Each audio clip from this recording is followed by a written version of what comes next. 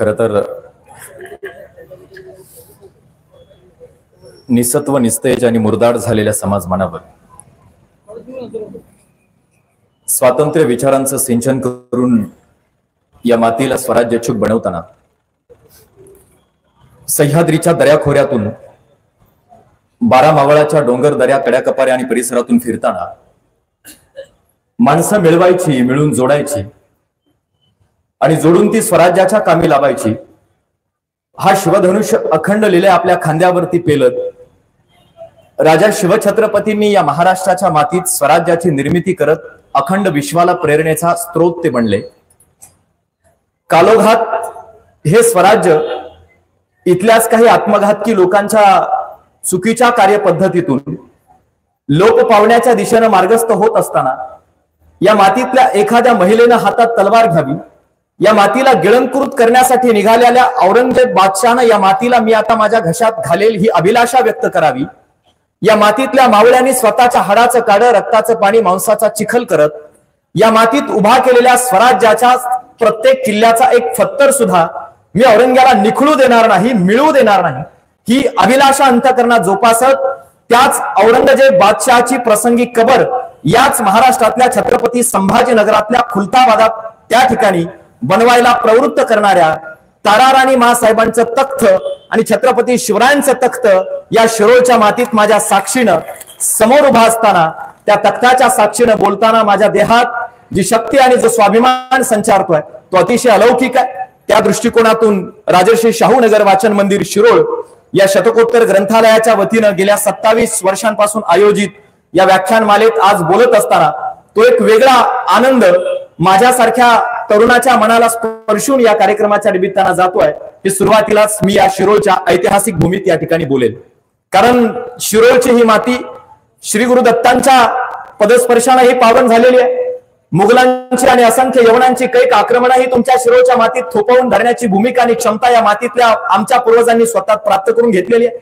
हीच ती शिरोळची माती आहे ज्या शिरोळच्या मातीच्या नावातच जो यवन या मातीतल्या प्रत्येक माणसाकडे, मातीकडे, मातीतल्या महिलांकडे वक्र दृष्टीने पाहतो त्या यवनाचं शिर कापायचं, त्याच्या शिराची माळ या शिरोळच्या वेशीवरती टांगायची आणि त्या शिरांची माळ यवनांच्या जिथे टांगली आहे त्या नावानं प्रघात पडत तुमचं हे शिरोळ झालंय। या नावातच तुमच्या ऐतिहासिक कर्तृत्वाची आणि तुमच्या पराक्रमाची साक्ष पटते आहे। या अतिशय पराक्रमी आणि ऐतिहासिक अशा शिरोळच्या मातीत बोलताना पुन्हा पुन्हा मनाला अतिशय मनापासून आनंद या व्याख्यानमालेच्या निमित्तानं होतो हे सुरुवातीला मी या ठिकाणी जाहीर करतो। मुळात कृष्णा देशमुख सर आपल्या भागातले असतील, सचिन माळी सर असतील, सर्वांचा नामोल्लेख करत नाही। या दोन आणि महत्वाच्या तुम्हा सगळ्या लोकांमुळे इथं येण्याचा त्यांचा आग्रह होता आणि त्या आग्रहातून इथं बोलण्याची संधी आज माझ्यासारख्या तरुणाला प्राप्त होत्या।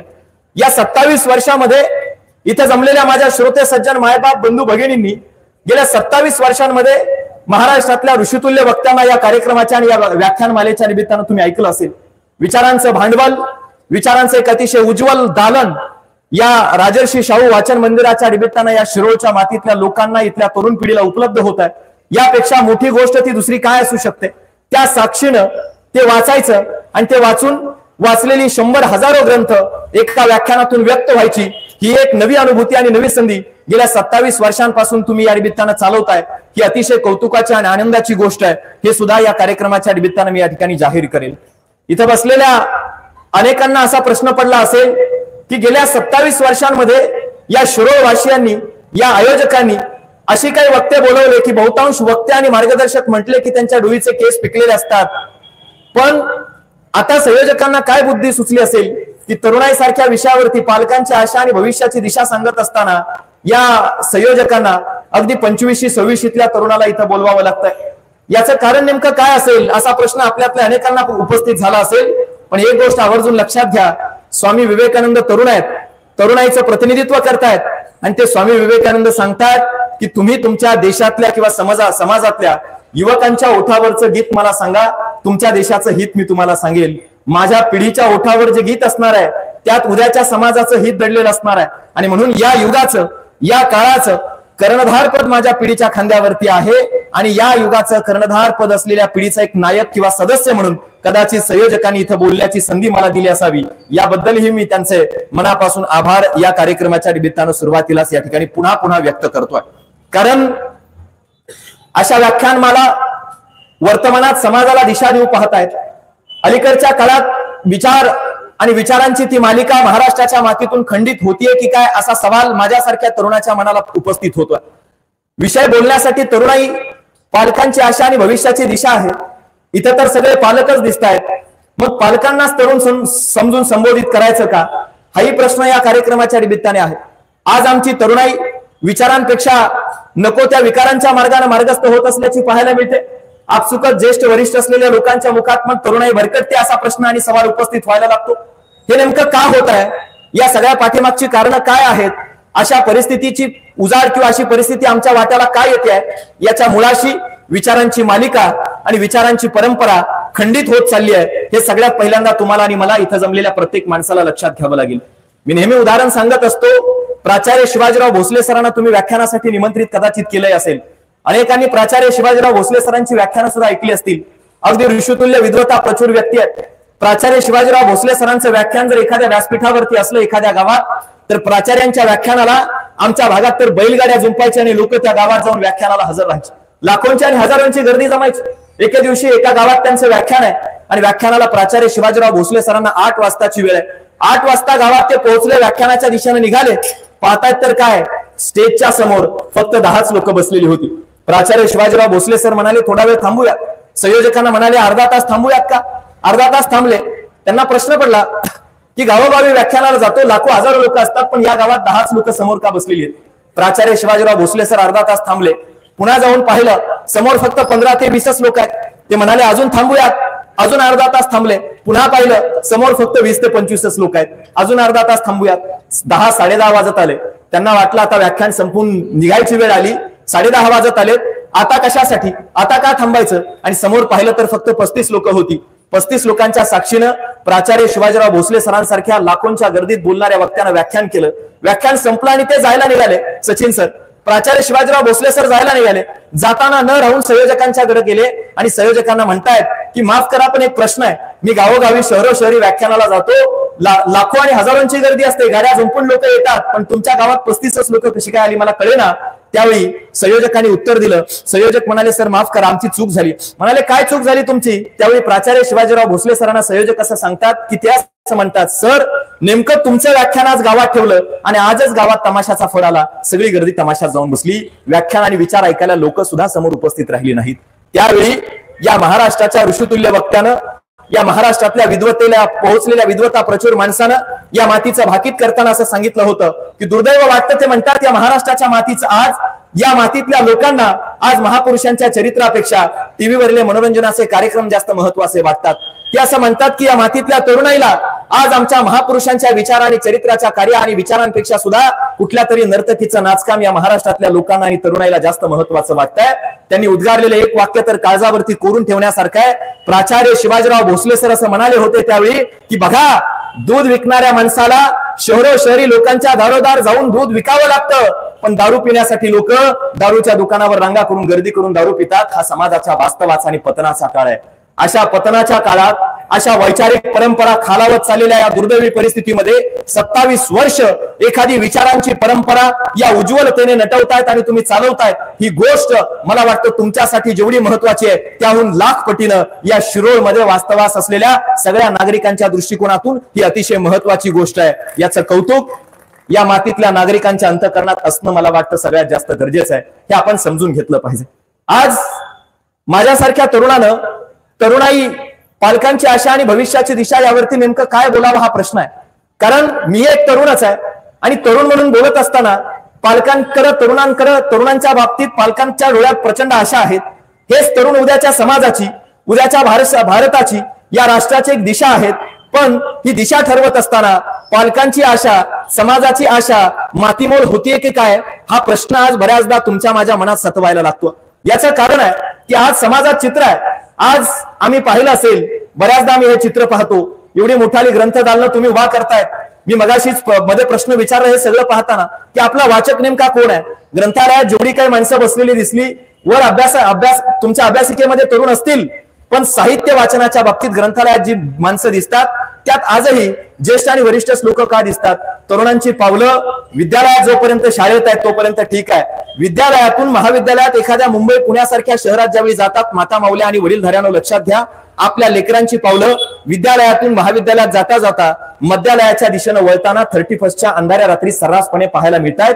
हे वास्तव चित्र आहे आणि हे चित्र ग्रंथालयाच्या दिशेनं लेकरांची पावलं ज्यावेळी यायला लागतील, तरुणाईची पावलं ज्यावेळी यायला लागतील, त्यावेळी तरुणाईकडून अपेक्षित असलेल्या आशा आजची तरुणाई पूर्णत्वाला लावेल आणि उद्याच्या राष्ट्राच्या आणि समाजाची दिशा सुद्धा त्यांच्या माध्यमातून उज्ज्वलतेच्या मार्गाने मार्गक्रमण केल्याशिवाय राहणार नाही. हे सगळ्यात पहिल्यांदा या कार्यक्रमाच्या निमित्तानं तुम्ही आणि मी समजून घ्या. हे नेमकं का होतं? आज तरुणाईकडून अपेक्षित असलेली आशा फलद्रूप का होत नाही? आज तरुणाई राष्ट्राची आणि उद्याच्या समाजाची दिशा द्यायला समर्थ का नाहीये? याची सुद्धा काही कारण आहेत. इथं तरुण कमी असले तरी जे ज्येष्ठ वरिष्ठ मंडळी तुम्ही सर्वजण आहात, तुम्हा सगळ्यांना पालक या जाणीवेतून मला काही गोष्टी महत्वाच्या एक लेकरू म्हणून सांगणं महत्वाचं वाटतंय. काही महत्वाच्या गोष्टी आहेत बघा. मी नेहमी बोलताना सांगत असतो, समाजात दोन गोष्टी असतात बघा, दोन गोष्टी ऐकताय ना, दोन गोष्टी असतात. एक असतं प्रेयस, इथल्या वडीलधाऱ्याने लक्षात घेतलं पाहिजे. एक असतं प्रेयस आणि दुसरं असतं श्रेयस. प्रेयस कशाला म्हणायचं? मला सांगा, चहा तुम्हाला आवडतो, फार आवडतो आपल्या बऱ्याच लोकांना, पण शरीराला चांगला आहे का? चहा शरीराला चांगला नाही पण आवडतो, त्याला प्रेयस असं म्हणतात. कडुलिंबाचा रस आहे, कडुलिंबाचा पाला, तो आम्हाला आवडत नाही पण तो शरीराला चांगला, डॉक्टर साहेबांना माहित असेल, त्याला श्रेयस असं म्हणतात. आवडत नाही पण चांगला आहे. हे झालं प्रेयस आणि श्रेयस.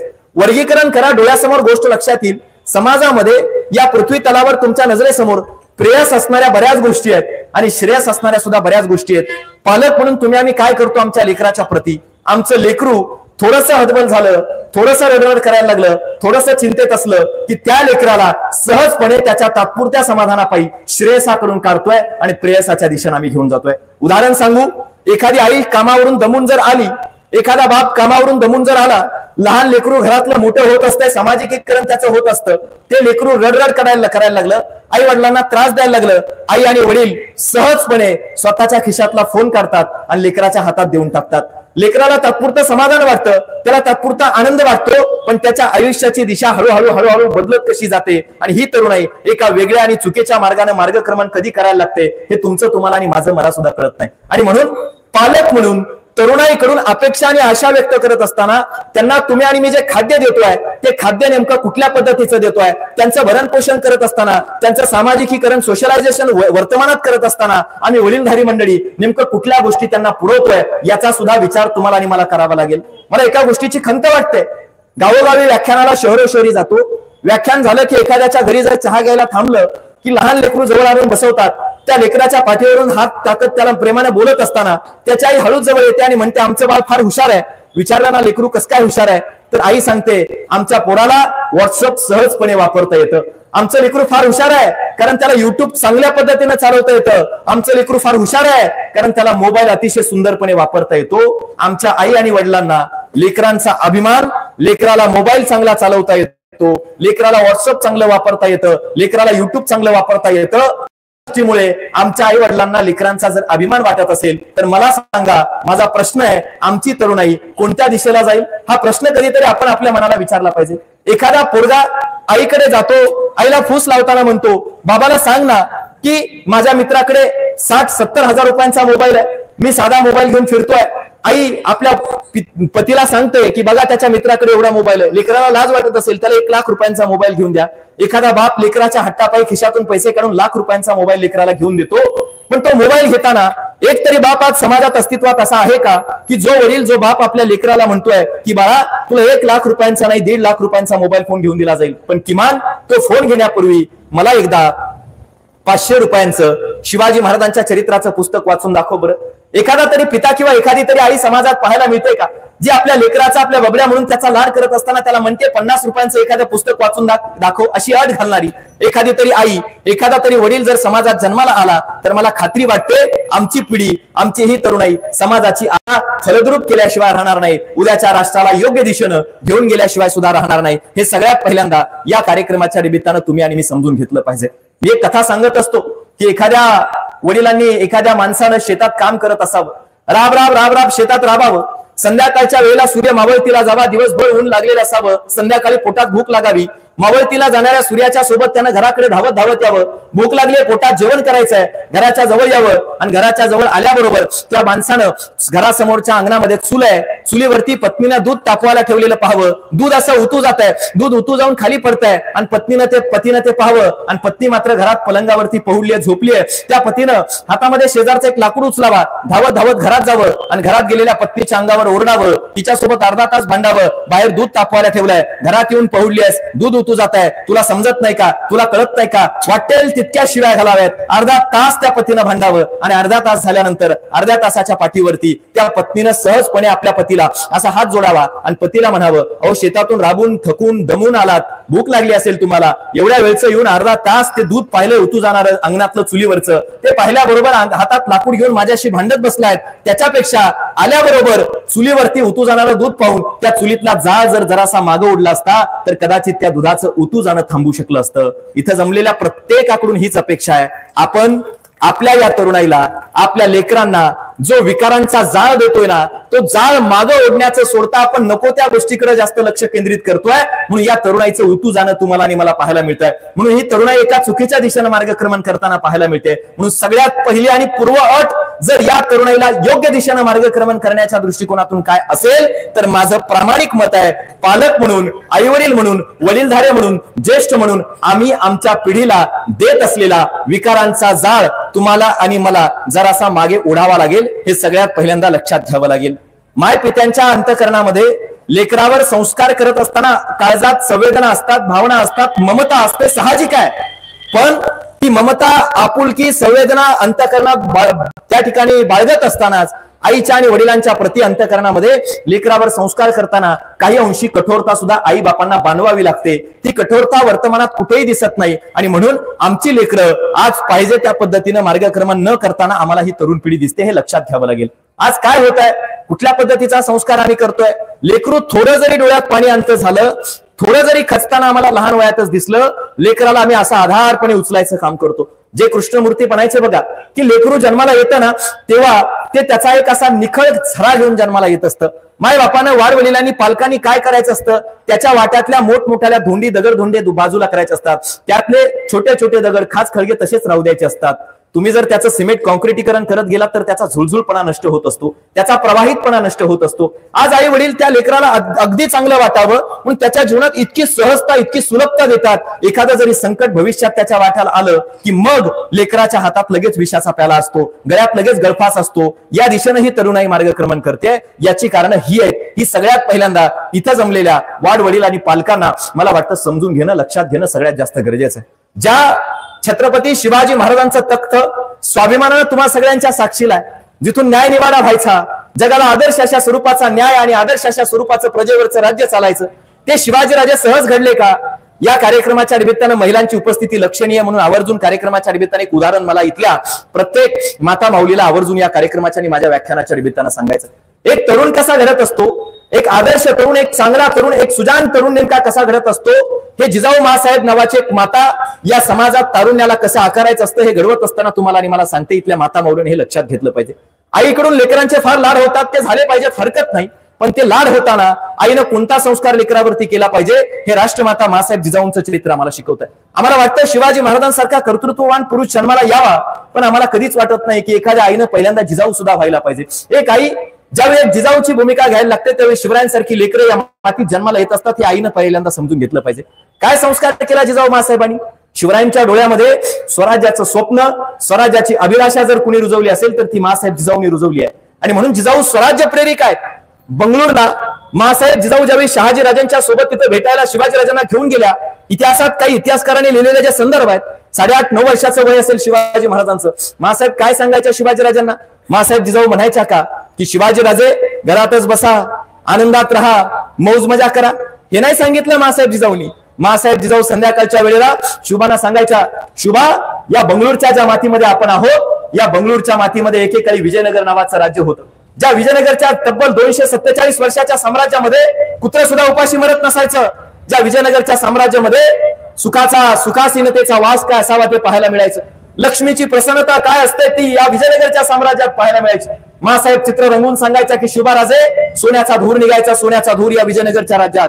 लहान असलेल्या शिवाजीराजांच्या मनात स्वप्न येत असतील की नसतील? मनात प्रश्न पडायचा, वा किती सुंदर ते विजयनगरचं राज्य असेल. शिवराजांना वाटायचं मीही ते विजयनगरचं साम्राज्य पाहायला असतो तर बरं झालं असतं. शुभ आनंदात असायचे, विजयनगरच्या साम्राज्याच्या स्वप्नात रममाण व्हायचे. आणि त्या शिवाजीराजांना सकाळच्या वेळेला मासाहेब जिजाऊ उगवत्या सूर्याच्या साक्षीने हाताला पकडायच्या आणि बंगलोरच्या उंच टेकडीवरती घेऊन जायच्या. उंच टेकडीवर शिवाजीराजांना मासाहेब जिजाऊ घेऊन जायच्या आणि त्या टेकडीवरून त्या सूर्याच्या साक्षीनं मासाहेब विचारायच्या, शिवराजे आता सांगा पाहू तुम्हाला समोर काय दिसतंय बंगलोरच्या मातीत? आणि शिवाजीराजे म्हणायचे, मासाहेब या टेकडीवरून समोर तर आम्हाला सगळे जळालेल्या वाड्या, पडलेले घर, भग्नावशेष, कोल्या कुत्र्यांचं राज्य दिसतंय, सगळं विस्तीर्ण वातावरण दिसतंय. इथं पाहावंसं वाटत नाही इतकी विस्तीर्णता विदिसते. आणि ते पडताळायच्या मासाहेब जिजाऊ आणि शिवराजांना, लहान वयातल्या राजांना म्हणायच्या, शिवराजे रात्रभर मी तुम्हाला ज्या विजयनगरच्या सुखाशीन समृद्ध साम्राज्याच्या गोष्टी सांगत होते शिवराजे, हेच ते विजयनगरचं एकेकाळचं साम्राज्य आहे. ज्या राज्यात आलेल्या मुघलांनी, यवनांनी, आदिलशाह, निजामशाह, कुतुबशाह ही दुर्दैवी अवस्था या विजयनगरच्या साम्राज्याची करून टाकली आहे. इथलं सगळं समृद्धी नष्ट केली आहे. ही सुखासीनता इथली लोक पावली आहे. इथली माणसं कोल्या कुत्र्यांच्या, यवनांच्या भीतीनं दऱ्या खोऱ्यात, डोंगर दऱ्यात राहतायत. इथं आता लोकांना राहावं असं राज्यच राहिलं नाही. हे दुर्दैवी वास्तव यवनांनी या मातीचं केलंय. शिवबांनी स्वप्न रंगवली त्या राज्याची. डोळ्यात पाणी यायचं शिवाजीराजांच्या. पायाला अशी जमिनीला नजर भिडायची. पायाच्या अंगठ्यानं 8.5-9 वर्षाचं ते लेकरू अशी माती उकरायचं आणि ते पडताळायच्या मासाहेब जिजाऊ. बघा आईनं स्वप्न लेकराच्या काळजात कसं रुजवायचं असतं ते पडताळायच्या मासाहेब जिजाऊ. लक्षपूर्वक पाहायच्या आणि मासाहेब जिजाऊ ते पाहता क्षणी शिवाजीराजांना म्हणायच्या, शिवराजे आता आमच्या महाराष्ट्राच्या मातीतलं सुद्धा वैभव नष्ट होऊ पाहत आहे. आमच्या महाराष्ट्रात सुद्धा कुणातरी मुरार जगदेव पंडित नावाच्या माणसानं गारवाचा नांगर फिरवलाय, नेस्तनाबूत केली आमच्या महाराष्ट्राची माती. तिथं कुणाचा वंश टिकू नये यासाठी तो प्रयत्न करतोय. आमच्या महाराष्ट्राच्या मातीत सुद्धा आता लोक दऱ्या खोऱ्यात, डोंगर दऱ्यात आपली उद्याची पिढी जगावी म्हणून यवनांच्या भीतीनं झाडांचा पाला खाऊन जिवंत राहतायत. शिवराजे आता वाईट वाटतंय, कोण जन्माला येईल, कोण हातात तलवार घेईल, कोण जाईल महाराष्ट्राच्या मातीत, कोण वाचवेल आपल्या महाराष्ट्राच्या मातीचं हे बंगळूर सारखं विदीर्ण राज्य होण्यापासून कोण येईल आता जन्माला, कोण येईल हातामध्ये तलवार, कोण करेल महाराष्ट्रातल्या यवनांचा बिमोड. तसं पहा त्या 8.5-9 वर्षाच्या शिवाजीराजांच्या हाताच्या मुठी वळायच्या, श्वास असा फुलायचा, डोळ्यात रक्त संचरायचं. हाताच्या मुठी वळून आपल्या आईच्या डोळ्यात शिवाजीराजे पाहायचे आणि मासाहेब जिजाऊला 8-8.5-9व्या वर्षी शिवराजे अभिमानानं सांगायचे, मासाहेब मी आहे की, मी घेईल हातामध्ये तलवार, मी जाईल त्या महाराष्ट्राच्या मातीत, मी करेल यवनांचा बिमोड, मी देईल रयतेला स्वतःच्या आणि रयतेच्या संरक्षणाची जबाबदारी आणि भूमिका. मासाहेब जिजाऊंना आनंद वाटायचा, डोळ्यात आनंदाचे अश्रू यायचे. कडेवरती उचलून घ्यायच्या शिवराजांना, हाताला पकडायच्या आणि पुण्याच्या दिशेनं मासाहेब जिजाऊ शिवबांना घेऊन आल्या. मासाहेबांना आत्मविश्वास वाटला, माझं लेकरू उद्याच्या समाजाला दिशा देण्यासाठी माझा शिवबा आता समर्थ झालाय. एवढ्या कमी वयात शिवाजीराजांनी हातात तलवार घेतली. तलवारी इतकं वजन असलेल्या वयामध्ये आल्या महाराष्ट्राच्या मातीमध्ये. लेकरं घडवण्यासाठीची ही कठोरता, हा संस्कार आणि ही स्वप्न तरुणाईच्या डोळ्यात पेरावी लागतात आणि ती पेरण्यासाठीचं सामर्थ्य किंवा क्षमता ही आईकडे असते. हे सगळ्यात पहिल्यांदा या मातीतल्या आईने मला वाटतं समजून घेणं गरजेचं आहे. काय संस्कार दिला मासाहेब जिजाऊनी, काय सांगितलं जिजाऊ मासाहेबांनी शिवाजीराजांना घडवत असताना? पुण्यात लाल महालाच्या समोर, लाल महल आपल्यातल्या अनेक लोकांनी पाहिला असेल, बरोबर ना? पाहिला ना? पुण्यातला लाल महालाच्या समोर असं पटांगण आहे. त्या पटांगणात मासाहेब जिजाऊ अशा उभ्या राहायच्या.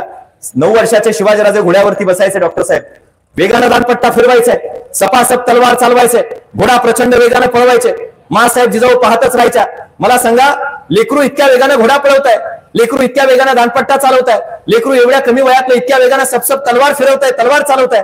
कुठल्या लेकराला अभिमान, आईला आनंद होणार नाही? मासाहेब जिजाऊंना आनंद वाटायचा. मासाहेब जिजाऊंना वाटायचं माझं लेकरू युद्धकला शिकताय. आणि पाहता पाहता शिवाजीराजे अचानक एक घोडा पळवता 9 वर्षातले घोड्यावरून धपकन खाली कोसळले, एका दगडावर पडले, गुडघ्याला जखम झाली, गुडघ्यातून रक्त उघडायला लागलं, तोंडात माती गेली, डोळ्यातून खळखळ अश्रू आले. आई समोर उभा आहे, कल्पना करा, आई समोर उभा आहे, लेकरू पडलंय. एखादी आई समोर असेल, कल्पना करा त्या लेकराला वाटेल की नाही माझी आई जवळ येईल, मला उचलून घेईल, अंजारेल, गुंजारेल, उडाशी लावेल, कवटाळेल, विचारेल बाळा लागलंय का, दुखतंय का, जखम झालीय का, तोंडात माती गेली, पुसेल. पण मासाहेब जिजाऊ स्तब्ध उभा आहेत. आईनं समजून घेतलं पाहिजे इथल्या प्रत्येकानं. मासाहेब जिजाऊ स्तब्ध उभा आहेत. शिवराजे कसे बसे उठायचा प्रयत्न करतायत, मासाहेब म्हणून आवाज देतायत. मासाहेब काही जवळ यायला तयारच नाहीत. शिवबांना राग यायला लागला. मासाहेबांच्या लक्षात आलं, माझ्या लेकराची भावनिक बाजू मी आहे. मासाहेब जिजाऊनी तार पावलं टाकीन स्वतःच्या महालात जाऊन बसल्या. जशा मासाहेब जिजाऊ महाराज गेले तसे शिवाजीराजे कसे बसे उठते झाले, उभा राहिले, शिवबा चालते झाले आणि चालत माझा राजा धावता झाला आणि धावत शिवबाराजे जिजाऊंच्या महालात गेले, आसनाच्या समोर गेले. मासाहेब ताडकन उभा राहिल्या, धावत धावत गेल्या, शिवबांना कडेवर उचलून घेतलं. मग तर शिवबांना खूपच राग आला. वाटलं मी पडलो असताना मला उचलायला आल्या नाही आणि आता मला उचलतायत. शिवबाराजांनी विचारलं, मासाहेब असं का केलं आमच्या सोबत? आम्ही पडलो, आवाज देत होतो, आम्हाला उचललं नाही, आम्ही स्वतःहून चालत आलो तेव्हा आम्हाला उचलताय, विचारताय शिवबा लागले का? माती पुसताय, तोंडातली उडियाची जखम पुसताय, असं का केलं? त्यावेळी इथल्या प्रत्येक आईनं स्वतःच्या मनावर हा विचार करून ठेवला पाहिजे. या महाराष्ट्राच्या आणि या देशाची राष्ट्रमाता आपल्या लेकरावर संस्कार करताना वयाच्या 9व्या वर्षी शिवबाराजांना सांगत होत्या, मासाहेब जिजाऊ, की लक्षात ठेवा शिवबाराजे. काय म्हणत होत्या मासाहेब जिजाऊ? की लक्षात ठेवा शिवबाराजे, ज्या माणसाला पडल्यानंतर उठण्यासाठी कुणाचा तरी आधार शोधावा लागतो ना, तो माणूस आयुष्यात मग स्वतःच्या पायावर कधीच उभा राहू शकत नाही. हा कठोर संस्कार मासाहेब जिजाऊंनी त्यावेळी केला. मासाहेबांनी हे सांगितलं शिवाजीराजांना. आणि म्हणून बघा पुढच्या काळामध्ये शिवाजी राजांच्या वरती किती संकट आली. सहज मिळालं का हे स्वराज्य शिवाजीराजांना? तरण्या वयात शिवाजीराजांच्या वरती किती संकट आली. अरे मिर्झा राजा जयसिंगाला जिंकलेली महत्वाची सगळी किल्ले द्यावे लागले. खचले नसतील का शिवाजीराजे? अपमान वाटला नसेल का माझ्या राजाला? लोक काय म्हणतील याने? शिवाजीराजांची मानसिक अवस्था काय झाली असेल? पडले असतील का नसतील शिवबाराजे? पण पडलेल्या त्या अवस्थेतून सुद्धा स्वतःला उभं कसं करायचं असतं हे मासाहेब जिजाऊंनी लहान वयातच त्यांना सांगितलं होतं. अफजल खान आला, महाराष्ट्राचा आभाळ काळवंडलं. या मातीतल्या माणसांना वाटवता झाला. आई जगदंबेच्या मूर्तीपर्यंत आला, मूर्ती फोडायला निघाला. शिवाजीराजांची काय अवस्था झाली असेल? त्याच वेळी स्वतःच्या पत्नी सईबाई मासाहेब मृत्यूशय्येवरती शेवटच्या घटका मोजतायत. पडला असेल माझा राजा, मानसिक दृष्ट्या कोसळला असेल, काय करावं प्रश्न निर्माण झाला असेल. पण माझ्या राजाने हातात विषाचा प्याला आणि गळ्यात गळफास घेतला नाही तर त्या अफजल खानाचा सुद्धा बिमोड करण्याची क्षमता आपल्यात आहे. म्हणून सुद्धा त्या संकटातून उभा राहण्याचं धारिष्ठ माझ्या राजावरती माझ्या आई जिजाऊनं लहान वयातच निर्माण केलं होतं. ते सिंचन विचारांचं केलं होतं. ते सिंचन कठोरतेनं संस्काराचं केलं होतं. ते विचारांचं आणि कठोरतेचं संचन पालक म्हणून एका आईला आज आपल्या लेकरावरती सगळ्यात पहिल्यांदा करावं लागेल. तेव्हा उद्या तुमची पिढी एखाद्या छोट्या मोठ्या झुळकीनं वाऱ्याच्या खचणार नाही. वादळं तर आयुष्यात असंख्य येतात, वादळं तर दूरच आहेत, पण वाऱ्याच्या झुळकीनं सुद्धा कोलमडून पडणारी लेकरं वर्तमानात जर निर्माण होत असतील तर त्याच्या पाठीशी आई वडील आणि पालक म्हणून तुम्ही आणि मी या समाजातल्या तरुणाईला दिशा देताना या गोष्टीचा विचार करणं मला वाटतं आज सगळ्यात जास्त गरजेचं आहे.